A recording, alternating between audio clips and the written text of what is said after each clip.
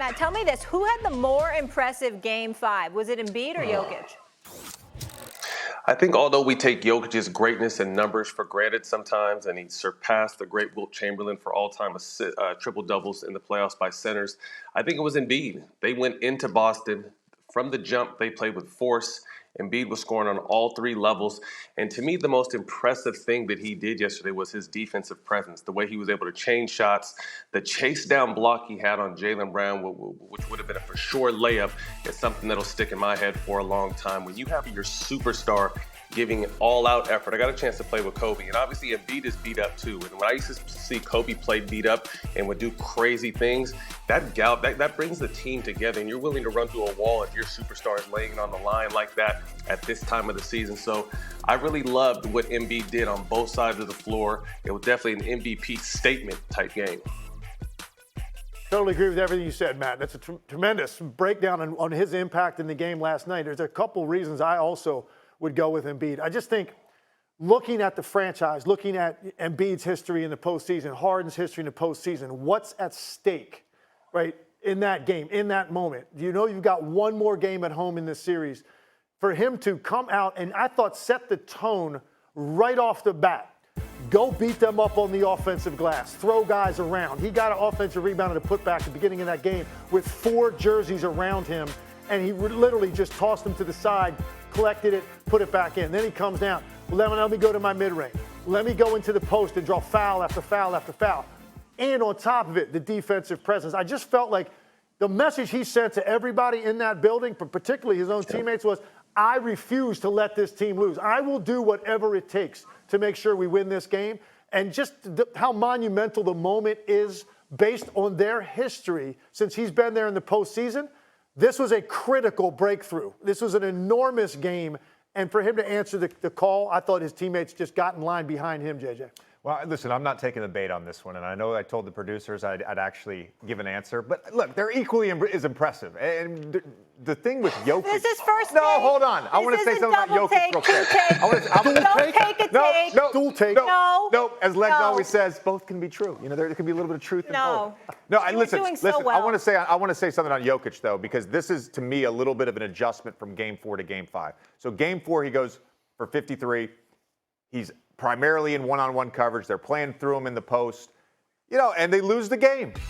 The Nuggets at their best is when Jokic is getting double-digit assists, when Michael Porter Jr. is getting threes and cuts, when Bruce Brown is getting cuts. And so I think an adjustment last night was having him higher up the floor. In two-man game, in dribble handoff game, in their cutting, playing out of the high post. It led to layups. It led to threes.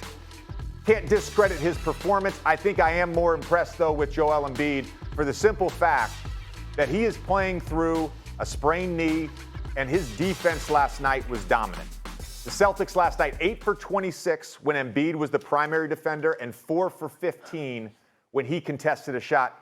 You mentioned the chase down block on Jaylen Brown. He has now 10 blocks in transition in the playoffs. You talk about galvanizing your team.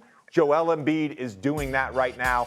And ultimately, that's why I have to give an actual answer, and I'll go with Embiid. Yeah, I'm just wondering if you give out participation trophies. I know you get kicked out of games for coaching, but that you know what? I'll give a participation trophy to Jokic for the triple-double win last night. Ribbons for everybody? Oh, my God. He's just saying, listen, you like ribeye, you like seafood. Sometimes you want surf and turf. Yeah. Right? Sometimes you want both. There you go. Right? Yeah, but sometimes you like one a little more. You want to go to the deli and order some turkey breakfast? Can I say one thing real quick? Of course. The one thing that does scare me with Embiid and Legs, and JJ can both attest to this. You can tell how hurt he is because he can't land when he takes off. He's always on the ground because he doesn't trust his knee. And the one thing that's undefeated in the history of basketball is this hardwood. So the pounding he continues to take when he falls on these amazing plays he's making really scares me because that floor is hard. Mm-hmm. Great point. Even the track down on Jaylen Brown, man, he slammed into the body, the basket support, and his hip hit the ground at the same time. The Nuggets are the favorites to win it all, to win the West, and the Sixers the favorites to win the East. What will most determine whether the Lakers can close out the Warriors tonight?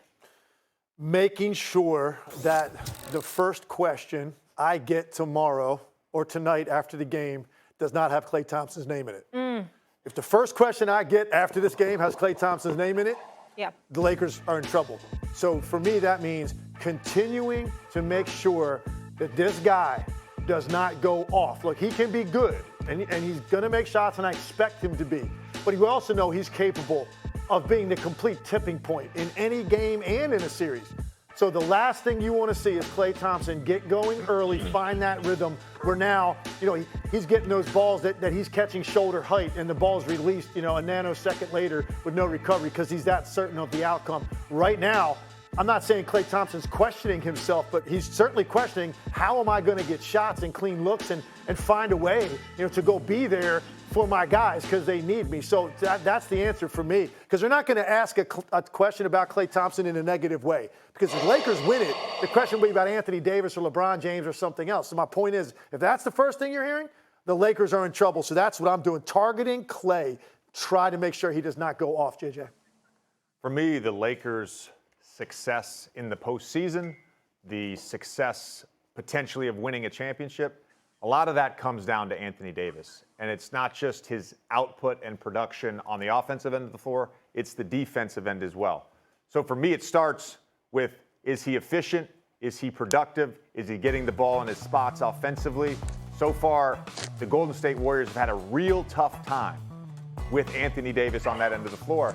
And on the other end of the floor is how much can the Warriors involve him in pick and rolls. They went away from that after he switched to Wiggins in the second half of Game 4. By taking him away from the basket, it opens up the paint. Now, if he's able to stay in that paint and dictate and contest shots at the rim, the Warriors are going to have a tough time, and ultimately they may lose this game because of the dominance on both ends of the floor from Anthony Davis. JJ, you have a great point, and I think so often we've focused on Anthony Davis's offensive output because that is very important. But what he's been doing on the defensive end consistently this entire playoffs, whether it's blocking shots, changing shots, the ability to switch out on Steph Curry, who's one of the most shifty, crafty, obviously greatest shooters we've ever seen, and still make a shot tough, has been amazing. And although it's Game 5, so we're expecting a huge offensive performance, as history has told us from Anthony Davis tonight, I don't think the Lakers win tonight. I think Golden State goes home. They protect their home court. This team has championship pedigree, obviously one of the greatest dynasties we've seen. And this team has played both sides of this coin before as far as the 3-1 situation. They've been down 3-1 against Oklahoma City, came back and won. They've been up against LeBron James' Cleveland Cavaliers 3-1 and lost it. So these guys know to take this game by game, get the game back to LA.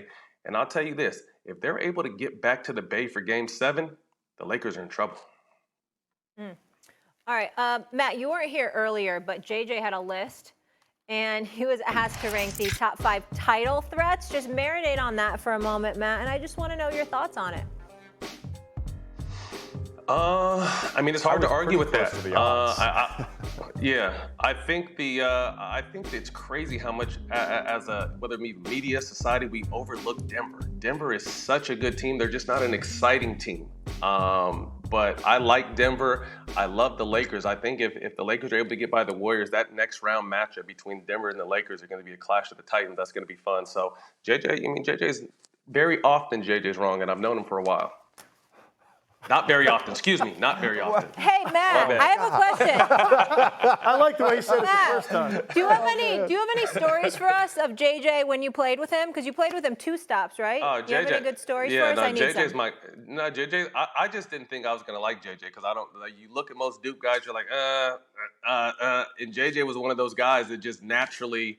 He moved around. You thought he wouldn't like it, but once we connected, man, JJ's been one of my closest NBA friends since we had the chance to play together. So nothing bad. We got some crazy stories that probably happened with the Clippers we probably can't share on this on this platform right now. But JJ's my guy. And let's just say that Matt Barnes put all of our lives in danger at 35,000 feet. That's all I'll say. That's all I get. I need more details off the air. Can I get a location? I don't even remember where the card game. The Boo-ray game. The card Boo-ray game. turns south. Yeah. That's a green room story. I'll get that one in the green room, Matt. Yeah. CP and Blake cheated me on a big hand. I punched a window, broke the first layer, bloodied my hand up. Wait, did you lose cabin pressure? Is that what we're saying right here? Hey, Tim, luckily it was double pain because I went through the first pain easily and messed my hands all up. Oh, I love this. Yeah, it's good times. Absolutely. I don't watch so many people say they assumed they weren't going to like you when they met you. What does that say about you? I think it's more of a Duke thing, right? You think it's a you thing? It's or a Duke thing. I It's not a assumed I JJ would thing. like you. No, I it's didn't a hit it Duke off thing. Yeah, JJ. I think it's a Duke thing, not a JJ thing. It's a Duke thing for sure. Largely a Duke thing, Yeah. and then it's also just me. You know? No, it's not. Thanks for watching ESPN on YouTube. For live streaming, sports, and premium content, subscribe to ESPN Plus.